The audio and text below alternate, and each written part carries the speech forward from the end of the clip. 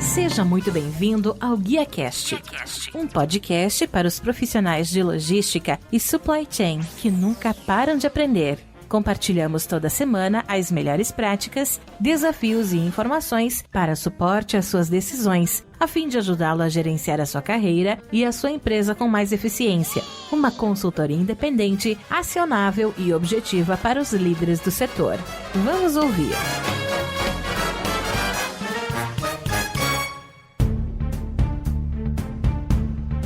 Olá, que tal? Tudo bem? Eu sou o Rodilson Silva e recebemos hoje no GuiaCast Daniel Papi Parmigiani, Head de Customs na Siemens Energy. O Daniel tem mais de 18 anos de experiência, executivo graduado em Administração de Empresas e Comércio Exterior pela Unip, pós-graduação em Relações Internacionais pela FAAP, além de graduação em Negócios Internacionais e Comércio Exterior, também pela FAAP. Trabalhou por quase 10 anos na Deloitte, um ano de PwC e hoje atua como Head de Customs na Siemens Energy. Daniel, seja muito bem-vindo ao GuiaCast e muito obrigado por abrir um espaço na sua agenda e me ajudar a fazer mais um episódio. Imagina, Rodilson, eu que agradeço pelo convite, espero poder ajudar e agregar valor a esse programa que você vem criando da melhor forma possível para atender todos os públicos.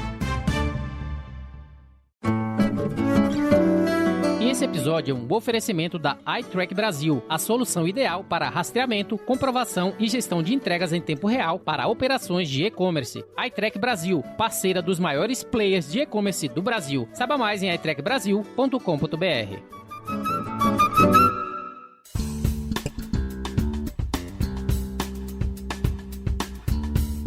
Daniel, conforme falamos na sua apresentação inicial, você atua como Head de Customs na Siemens Energy. Eu gostaria de saber de você que tipos de atividades que faz parte do seu escopo de trabalho, quais que são as suas responsabilidades diárias como Head na empresa, o que é que te mantém ocupado todos os dias? Bom, antes de falar do que eu faço, eu gostaria só de ressaltar, né, que a Siemens Energy ela é uma empresa nova. Ela foi criada em abril deste ano, pois ela é uma derivação do spin-off que nós tivemos do conglomerado Siemens, né? Então, a Siemens ela possui várias áreas de negócio e, inclusive, essa área de energia a qual foi splitada, né, do business global. Então, nós estamos comprometidos em entregar aplicações industriais, geração e transmissão de energia. E aí, utilizando todos os meios sustentáveis, né, para a criação dessa energia. E nós estamos buscando aí construir novos sistemas de energias que atendam a essas novas demandas do mundo e que estejam vinculados aí com a energia limpa, né? Então é extremamente importante a gente trabalhar em conjunto com esse cenário atual, justamente para que a gente traga uma energia sustentável, confiável e acessível para todo mundo. Então hoje a empresa ela possui cerca de 90 mil colaboradores, isso a nível global, e todos determinados aí para fazer uma empresa de tecnologia voltadas para a energia mais valiosa do mundo.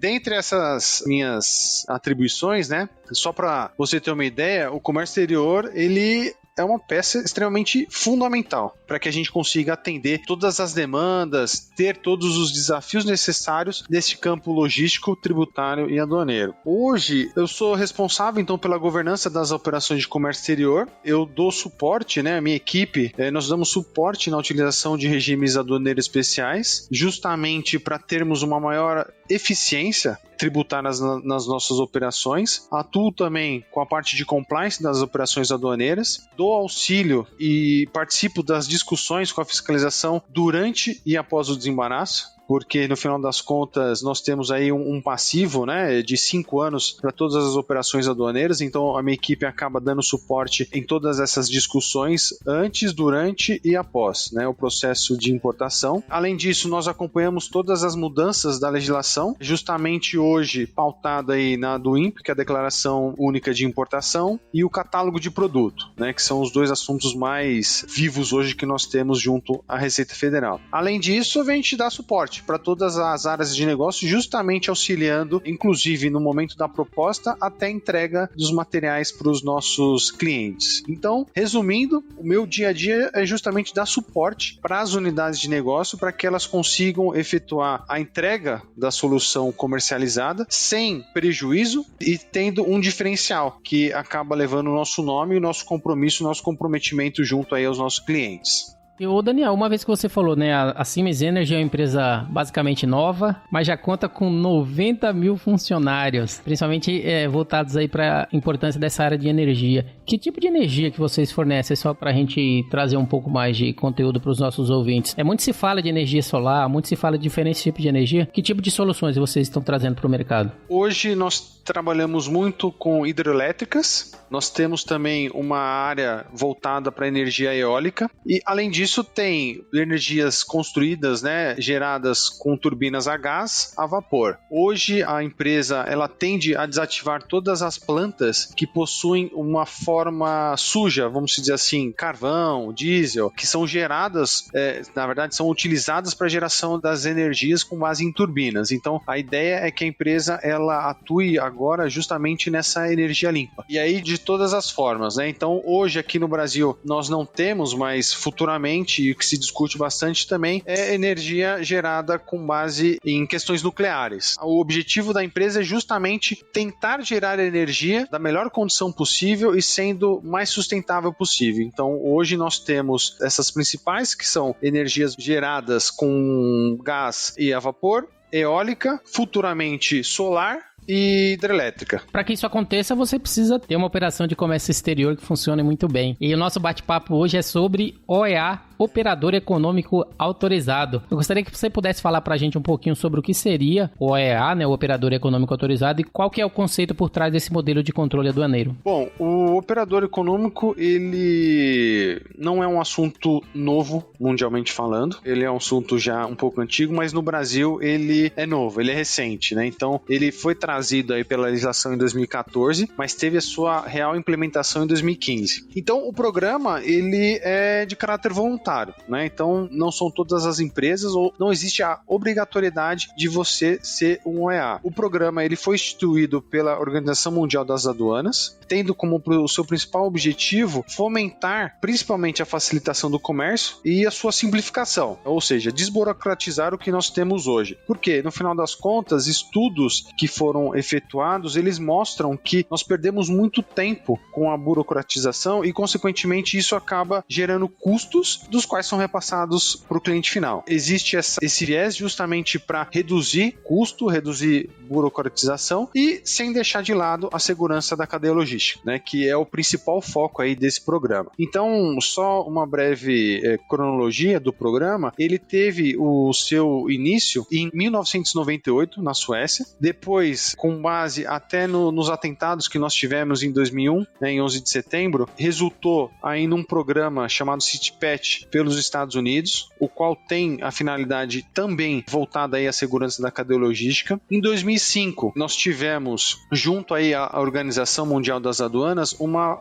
uniformidade do programa, vamos dizer assim. Então, a organização que é composta por aproximadamente 177 países, dos quais representam cerca de 98% do comércio global, ou seja, estamos falando aí de 177 países que representam quase a totalidade, né, da operação do comércio exterior. Eles acabaram desenvolvendo esse programa justamente pautado na ISO. Eles buscaram padronizações justamente para que pudessem atender aí programas mundialmente e também com o objetivo de que os países eles pudessem ter condições de se adequar, né, a essa legislação, esses critérios, esses requisitos, justamente para que futuramente eles pudessem realizar acordos de reconhecimento mútuo. O que seria esse acordo de reconhecimento mútuo? Nada mais é que um país ele assina um acordo com outro país, uma vez que estão ou que já foram instituídos o programa em ambos os países, e aí se o programa, por exemplo, da Europa, ele casa com o programa aqui do Brasil, ou atende os critérios mínimos, né, que eles entendam serem mais plausíveis, ambos os países assinam esse acordo e acontece que a mercadoria sai do ponto A e vem para o ponto B sem nenhum tipo de intervenção das aduanas, ou seja, a mercadoria ela flui de uma forma limpa, né, vamos dizer assim. E consequentemente isso acaba trazendo uma segurança muito importante, porque no final das contas o programa ele tende a habilitar justamente justamente os intervenientes do comércio exterior e dos quais, tendo, assim por dizer, o cumprimento dos critérios, eles são caracterizados como empresas com baixo risco, né, que operam no comércio exterior. Então,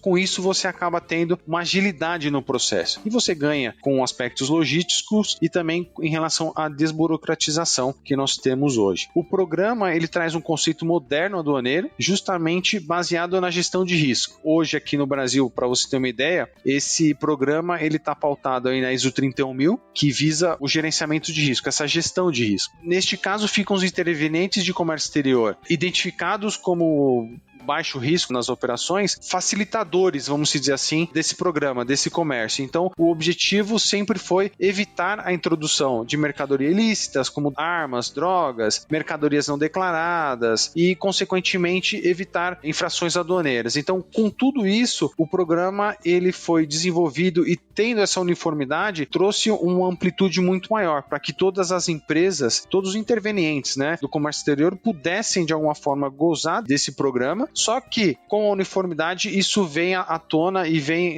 sendo cada vez mais utilizado pelos países. Então, o conceito por trás desse modelo é justamente a gestão de risco, né? Esse modelo aduaneiro moderno, voltado para a segurança da cadeia logística e fomentado aí pela facilitação do comércio e simplificação do comércio exterior. Daniel, você falou um pouquinho sobre os objetivos do programa sendo simplificar, sendo desburocratizar todo o comércio exterior. Você poderia trazer algum exemplo para a gente, né? O programa ele visa corrigir o que especificamente, para que os ouvintes entendam que tipo de aplicabilidade imediata ele visa corrigir, para que a gente consiga ter um exemplo específico dessa aplicação. Bom, o programa em si, ele já tinha esse conceito, né? Como o programa foi pautado aí no Marco Safe, que é de 2005, então no Brasil nós tínhamos já um programa que se chamava Linha Azul. O Linha Azul ele era um programa voltado para a segurança da cadeia logística e também ele tinha quase os mesmos benefícios, os principais benefícios que nós temos hoje, mas ele era muito restrito. Ele era justamente aplicado somente para as empresas industriais e que eram empresas de grande porte, que tinham um volume de comércio exterior muito alto. Então, o que o programa, eu não diria que ele visa corrigir, na verdade, ele visa melhorar, porque no final das contas, hoje, o mundo ele está cada vez mais rápido, né? Hoje nós temos blockchain, nós temos assinaturas digitais, então assim, o porquê você ter uma burocracia tão grande em relação a algumas informações voltadas aí para o comércio exterior. Então, eu acho que ele não visa corrigir, ele visa justamente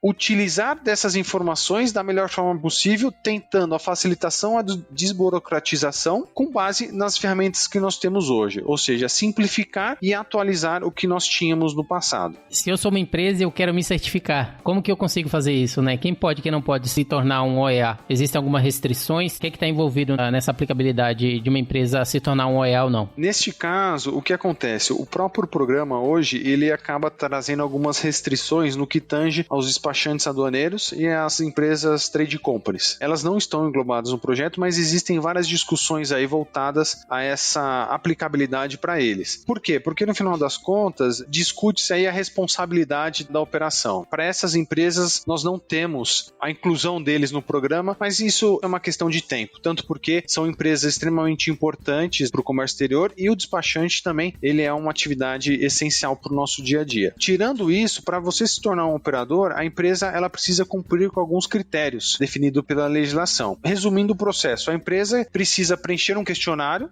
que chama questionário de autoavaliação, do qual contém informações que garantem a segurança das operações efetuadas pela empresa. Mas a gente não pode esquecer que só preencher o questionário já é o suficiente. A gente também tem que justamente incluir evidências, ou seja, não adianta colocar no papel uma coisa que não se pratica. Então esse questionário ele pode ser respondido tanto pelos colaboradores da própria empresa, ou a empresa ela pode terceirizar, contratar uma consultoria de grande, pequeno, médio porte, para que possa auxiliar ela nessa resposta e qual tenha também um critério um pouco maior, né? Até voltado para as considerações que a Receita Federal impõe nesse programa. Mas o importante ter em mente é que, ao responder o questionário, a empresa ela não pode criar controles ou procedimentos, porque no final das contas a Receita Federal ela consegue identificar qualquer desvio no processo. Tanto que após o envio do questionário temos fizemos a avaliação física da Receita Federal junto aos colaboradores que preencheram esse questionário. Para quê? Para justamente identificar aquilo que está no papel é o que é praticado pela empresa. Criar coisas justamente só para contemplar aquele critério, eu não aconselho. Se tem algum desvio,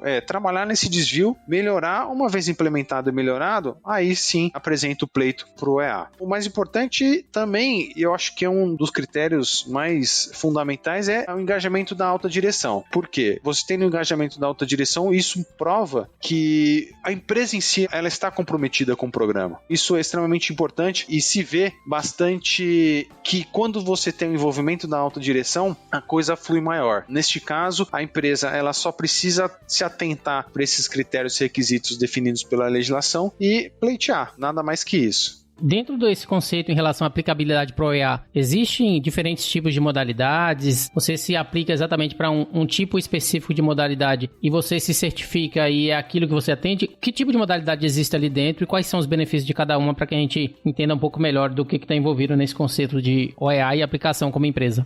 Sim, existem 3 modalidades, né? Modalidade segurança, conformidade e integrado. Modalidade segurança, ele está pautado para as exportações. Então, toda operação de exportação, ela vai ter aí os seus critérios, requisitos voltados justamente para a segurança da cadeia logística voltada à exportação. Atendendo esses critérios, você acaba sendo aí habilitado no programa. Isso não quer dizer que você também tem que estar habilitado no conformidade, que trata-se das importações. Pelo contrário, se você quer trabalhar no segurança primeiro e depois no conformidade, aí é uma opção da empresa, ou se você quiser, você pode pleitear tanto para o segurança quanto para o conformidade. Como comentei, o conformidade está pautado aí para as importações, ou seja, quando você define para qual modalidade você quer seguir, no próprio questionário de autoavaliação, você tem questões que são correlatas, né, para ambas as modalidades e tem outros critérios que aplicam-se apenas para a modalidade que você escolheu. Você acaba tendo, vamos dizer assim, uma redução do trabalho caso você opte por uma e claro que algumas coisas você vai ter que repetir e trabalhar futuramente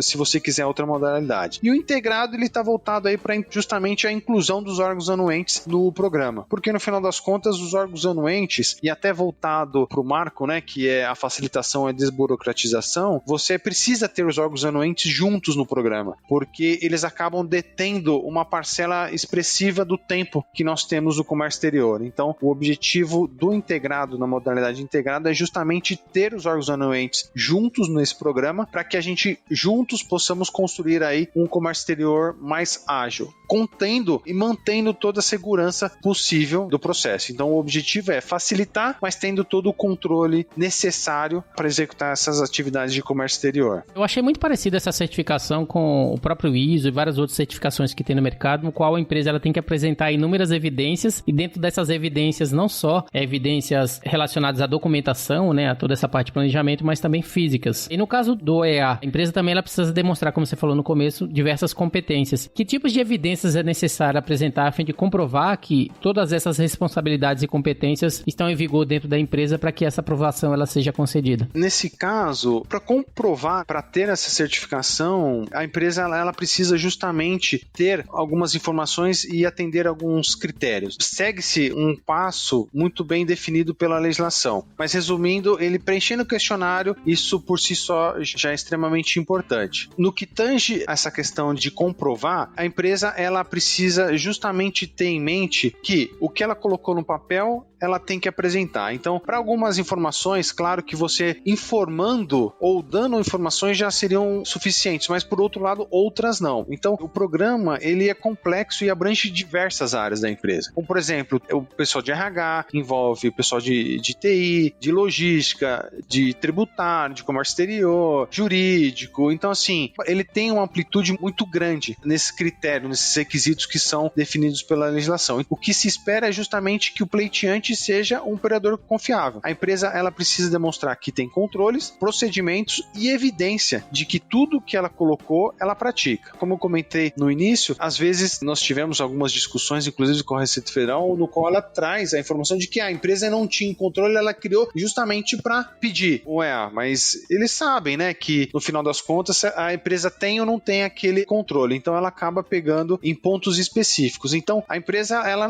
jamais deve forjar controles ou procedimentos. Por quê? Porque a Receita ela conhece. O fato é que a gente tem que voltar para dentro de casa, desenvolver um bom trabalho para ajustar esses desvios e depois de implementado e tendo evidências de que aquele programa, daquela solução, ela funcionando, aí sim segue-se com o pedido. Às vezes é mais fácil você segurar um pouquinho mais do que você apresentar uma coisa criada e não ter base depois para apresentar. Inclusive, essa comprovação dessas competências estão voltadas aí para os últimos 3 anos. Você acaba tendo aí um tempo até grande, vamos dizer assim, para você comprovar que aquilo que você colocou no papel está funcionando. Então é importante mencionar que o histórico junto à Receita Federal é extremamente próximo. Então a Receita ela tem todas as informações. Então ela sabe se você está mentindo, né, vamos dizer assim, ou não daquele caso. Então justamente seguir a linha. E outra, no próprio manual ele já solicita, ele já questiona o que ele quer ver, o que a fiscalização quer ver. Então é pegar justamente o que você colocou num procedimento e apresentar para a Receita Federal. Eu fiz essa pergunta exatamente porque quando a gente faz implementação de ISO, vê-se no mercado que muitas empresas, elas simplesmente se adequam dentro daquele período, adequam suas atividades e tudo para poder se certificar. E a partir do momento que obtém a certificação, percebe-se que não é um planejamento, né? Não são atividades que se mantêm no decorrer do tempo. Exato. Eu acho que essa parte de histórico que você falou é excelente exatamente por causa disso, porque te dá um histórico detalhado dos últimos 3 anos e fica claro que essa aplicabilidade necessária está sendo feita como uma rotina, né, nesse caso, para as empresas. E uma vez que você obtém essa certificação, o que você faz a partir daí? Como é que você consegue se diferenciar das empresas que não são certificadas, como você falou, né? Simplifica muito mais o processo, desburocratiza, mas como você consegue mostrar esse diferencial dessas empresas que não obteve esse diferencial como é o OEA, para que você também mostre no mercado, né, o diferencial de uma empresa, assim como o ISO, né? Quando você é certificado ISO, sua capacidade, né, de execução e planejamento aumenta. No caso do OEA não é diferente. Como se destacar em relação às empresas que são certificadas e você conseguir se diferenciar das demais? Uma vez OEA, você acaba recebendo um selo, né? E esse selo inicia aí uma nova jornada. Então, como você comentou, né? É muito parecida, a certificação muito parecida com a ISO, e justamente é porque ela está pautada na ISO 31000, né? Então, busca-se aí a gestão do risco da operação e a melhoria contínua. Esses 2 pontos aí, melhoria contínua e gestão de risco, eles são questões vivas, né? Você sendo certificado, você acaba tendo ou desenvolvendo um relacionamento com a Receita Federal. Que aí você escolhe, né? Que você quer um relacionamento duradouro, tranquilo, ou você quer um temporário. É extremamente importante ter isso em mente. A gente até brinca que uma vez sendo OEA, o seu trabalho aumenta. Por quê? No final das contas, a Receita Federal ela quer que você seja confiável. Então, para isso, você precisa melhorar. Você precisa praticar, na verdade, a melhoria contínua e ter a gestão de risco cada vez mais viva. Um exemplo agora da pandemia, que empresa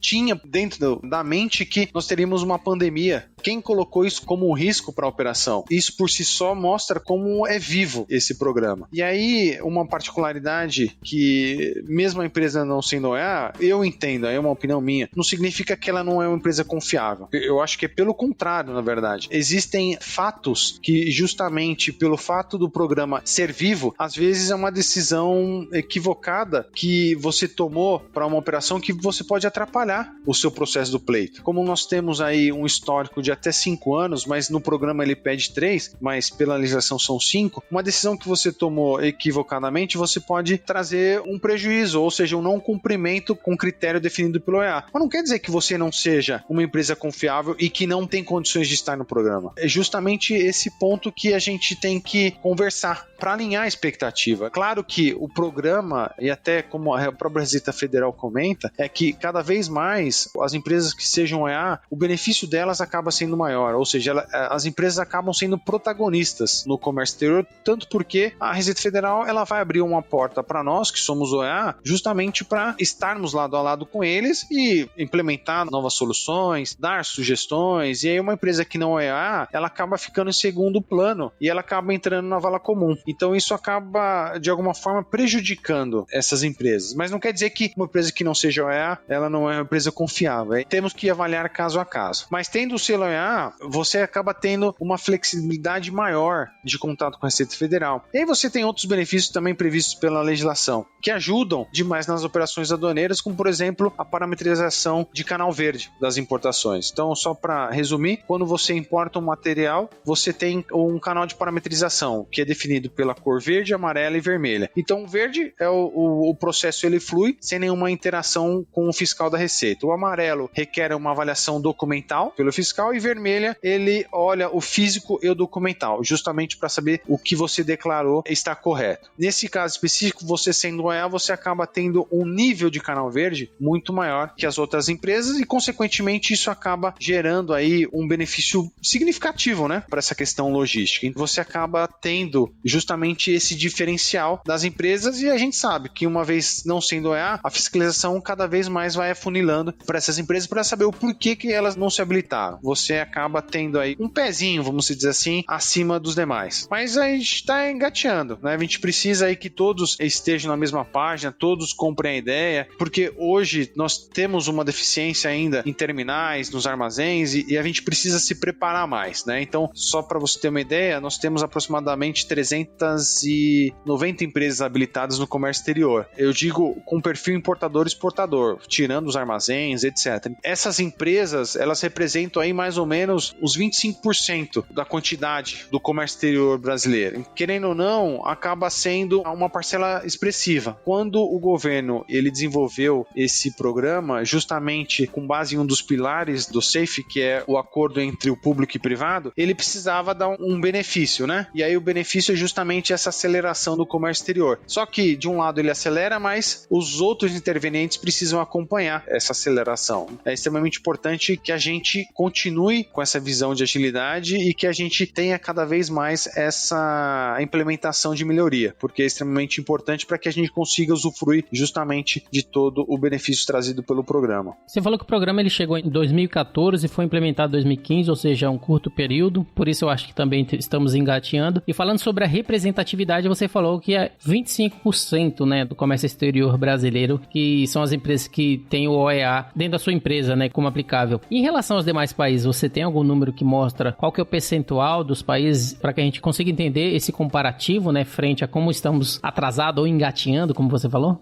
Sinceramente eu não tenho, mas eu sei que, por exemplo, como o programa ele foi criado, vamos dizer assim, né, ele teve uma uniformidade em 2005, logo em seguida, em 2006, nós tivemos a criação do OEA na Europa. E aí nós tivemos também o CITPAT lá nos Estados Unidos em 2001, ou seja, eu entendo hoje que dentre o volume de comércio exterior, essas empresas OEA, elas representam aí um nível significativo de volume. Eu não sei te dizer quanto, mas só para você ter uma ideia, em discussão até com a nossa matriz, eles comentaram que estão no OEA há mais de 10 anos. E o volume é expressivo, né? Se você pegar o nosso volume global. Eu acho que nós temos uma porcentagem bem significativa no comércio exterior. Aqui a gente falou um pouquinho sobre OEA, Operador Econômico Autorizado. Ô Daniel, entrando um pouquinho agora em um outro assunto que é classificação fiscal. Eu gostaria que você pudesse falar um pouquinho pra gente, né, sobre essa parte de classificação fiscal de mercadorias no Brasil, principalmente levando em conta que a classificação fiscal ela é primordial para o diferencial competitivo das empresas. Com base na sua expertise, você poderia trazer pra gente quais são os métodos para a descrição adequada e a correta classificação fiscal das mercadorias que estão sendo utilizados atualmente? Perfeito. Inclusive, esse é um dos critérios mais expressivos no programa OEA. Classificação e descrição, né? Bom, essa palavra diferencial é um pouco complicada, né? Porque, no final das contas, quando você discute classificação fiscal, às vezes a unidade de negócio, né? O cara que compra, o cara que vende, ele enxerga a classificação fiscal como um diferencial para ele diminuir o custo. Então, ele acaba utilizando métodos aí que não são legais justamente para usar uma classificação fiscal que possa gerar um benefício tributário para ele, mas a gente não pode pensar nisso desta forma. Na verdade, o que a gente tem que ter em mente é que para classificar uma mercadoria, a gente precisa observar as regras que são e foram instituídas por legislações. Nós temos aí legislações que contemplam essa atividade e a nossa avaliação ela deve ser pautada com base nisso. Então nós temos as regras de interpretação, nós temos as notas explicativas, nós temos legislações de outros países, consultas públicas. Então assim, o diferencial na verdade que eu entendo é justamente ter essa aplicabilidade dessas regras justamente para você saber que essa atividade ela está sendo efetuada da melhor forma possível e seguindo a legislação. Então, você acaba justamente tendo um diferencial aplicando todas as regras no momento em que você tem uma fiscalização e você consegue provar com base justamente em regra e legislação que você concluiu que aquela NCM era mais aplicável a você justamente porque você seguiu a legislação. Esse é um ponto que a gente tem que tomar muito cuidado. Por quê? No final das contas, a gente não pode pensar que a classificação ela é um diferencial de custo, né? Na verdade, ela tem que ser um diferencial de compliance, do compliance aduaneira. E aí, cumprir com todas as regras definidas para essa atividade. E aí, identificado um erro, a empresa ela ficará responsável pela sua regularização, tendo que recolher a diferença tributária, com os juros, atualizações monetárias, etc., né? E aí, o que acontece? Nesse caso, uma vez aplicando todas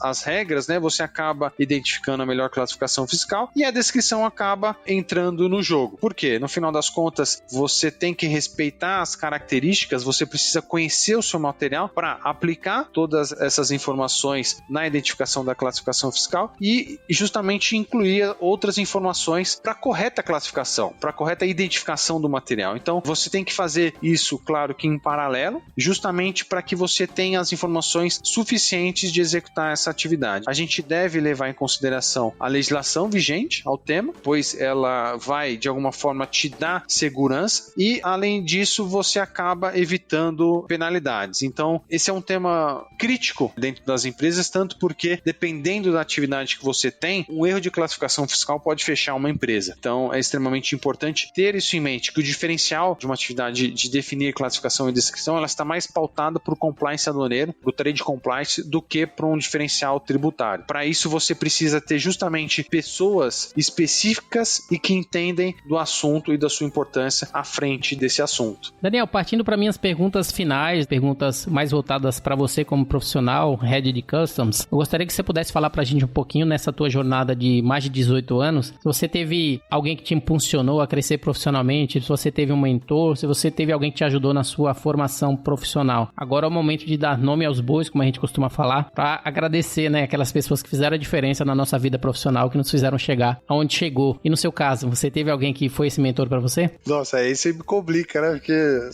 foram várias pessoas e é difícil falar num nome, mas eu não vou citar nomes aqui. Ninguém chega onde chega sozinho. Então a gente sempre tem alguém que ajuda, alguém que atrapalha, mas no final das contas, como dizem, né? Nós somos responsáveis pela nossa carreira. É você ter justamente esse discernimento para saber se aquela pessoa, que é seu gestor, ela tá te agregando ou ela tá te atrapalhando. Então, consequentemente, eu tive pessoas chaves na minha carreira profissional e pessoal. Inclusive, uma delas é um amigão meu. E elas ajudaram muito nessa caminhada e me ensinaram bastante. Como eu falei, né? Você vai ter o gestor ou o mentor que ele te agrega e o que não agrega. Mas no final das contas, todos agregam. Você precisa justamente ter essa capacidade de entender que alguma coisa positiva todos nós temos. Então é captar isso e melhorar. Isso está pautado justamente aonde você quer chegar e o que você quer ser. Além de mentor, além das pessoas que estão ao nosso redor, uma coisa que eu acho que é extremamente importante e fundamental é a educação, que a gente recebe de casa. Acho que é um dos pilares aí mais importantes que a gente tem que levar em consideração, tanto porque você consegue, de alguma forma, dependendo da educação que você tem, você consegue saber como lidar em diversas situações.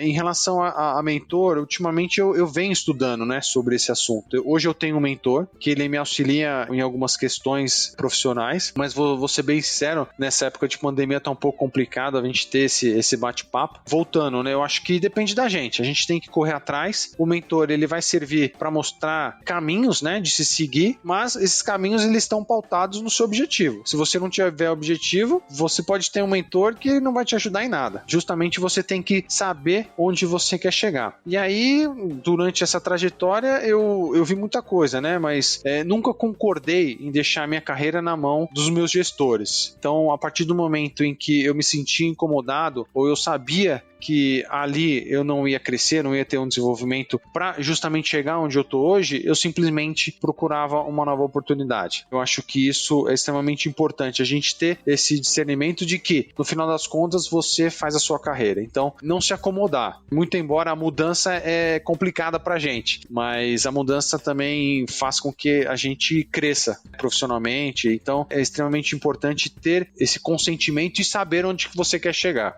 Eu gostei dessa parte que você falou, até quem não agrega, no final agrega. Sim, não tenha dúvida. E quando você estava respondendo, eu estava pensando, será que eu acho que eu vou elaborar uma pergunta na próxima vez para o pessoal me contar se ele teve alguém que não agregou na vida dele, como isso foi um diferencial também para que ele crescesse profissionalmente.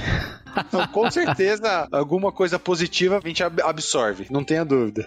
E em relação às suas realizações, né? Se você tivesse que escolher alguma realização na sua carreira, algo que te deixa orgulhoso em relação a todo o seu alcance profissional, do que você se orgulharia de ter feito em sua carreira profissional para trazer aqui para os nossos ouvintes? Assim, hoje, para ser bem sincero, eu cheguei num nível, né, onde eu gostaria de chegar. Claro que, como eu falei, isso dependeu das minhas escolhas, né? Isso foi de acordo com o que eu queria, eu tracei o objetivo. Para alguns, o objetivo ele é alcançado mais rápido, para outros um pouco mais demorado. Mas no final das contas, eu acredito que a gente chega onde nós temos a visão, né, de onde nós queremos estar. Em relação à questão de realizações, né, nós temos vários desafios, vários projetos que no final das contas, quando dão certo, eles acabam engrandecendo a gente, mas eu acho que uma das maiores realizações hoje, até pegando nesses últimos anos como gestor, é justamente o desenvolvimento de carreira das pessoas. Para mim, é extremamente prazeroso ver a mudança das pessoas, onde a gente consegue dar uma pitada ali para que ela consiga desenvolver e justamente buscar novos ares. Nós não gostamos de perder pessoas das quais elas se desenvolveram, mas é extremamente gratificante você ver que você conseguiu, de alguma forma, trabalhar para que aquela pessoa ela pudesse atender os critérios para aquela vaga, né? Muito embora você não tenha, às vezes, espaço dentro da sua equipe, até porque hoje nós temos que trabalhar numa estrutura enxuta, mas você trabalhando com a pessoa, desenvolvendo ela, colocando ela justamente à prova ao fogo e vendo que ela lá na frente, ela conseguiu captar, ela melhorou, ela está recebendo feedbacks positivos e também buscando novas oportunidades para o seu próprio desenvolvimento e conseguindo essas oportunidades, para mim isso é uma baita realização na carreira como executivo, entendeu? Eu acho que até como uma primeira gestora minha, ela dizia, no final das contas, para eu subir, você tem que me ajudar a subir. Eu preciso ter pessoas confiáveis, pessoas capacitadas justamente para assumirem responsabilidades. Elas tendo essa visão, elas estando prontas, fica fácil da gente mudar, da gente conseguir novos desafios e por aí vai. Então eu acho que essa é uma das realizações que eu me sinto mais orgulhoso. Excelente, eu acho que continue assim, porque provavelmente essas pessoas futuramente vão poder dizer que também tiveram um mentor que fizeram a diferença na carreira profissional delas. Sim.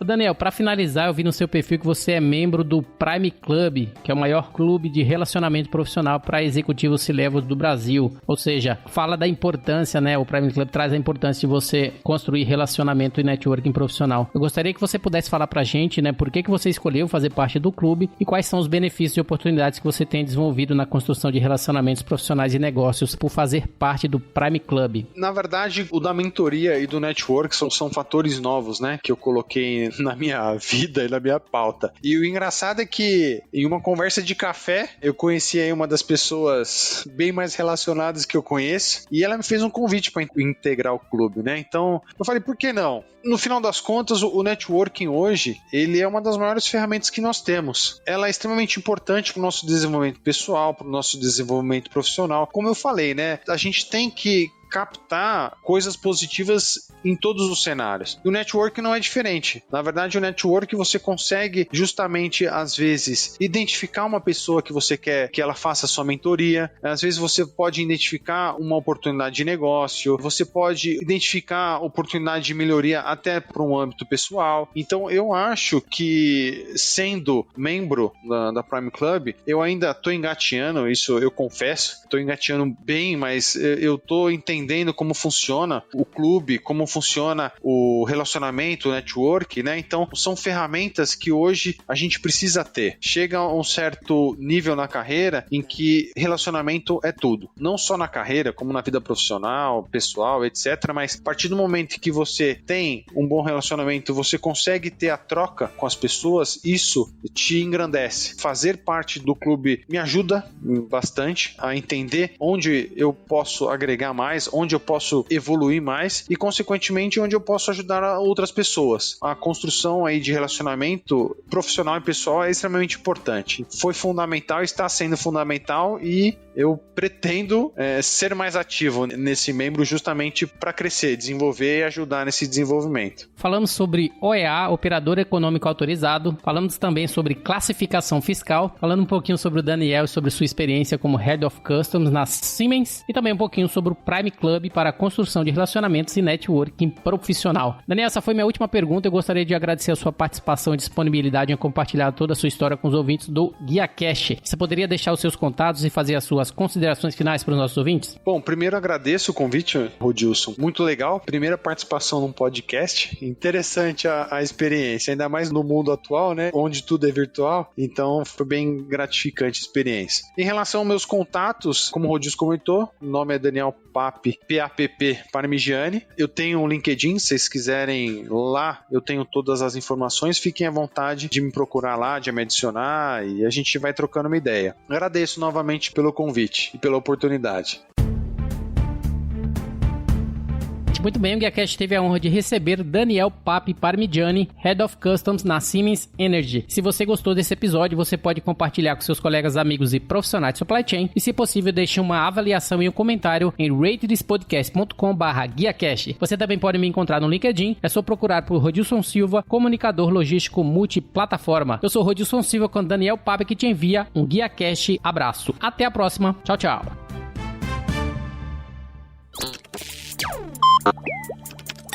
Equalab.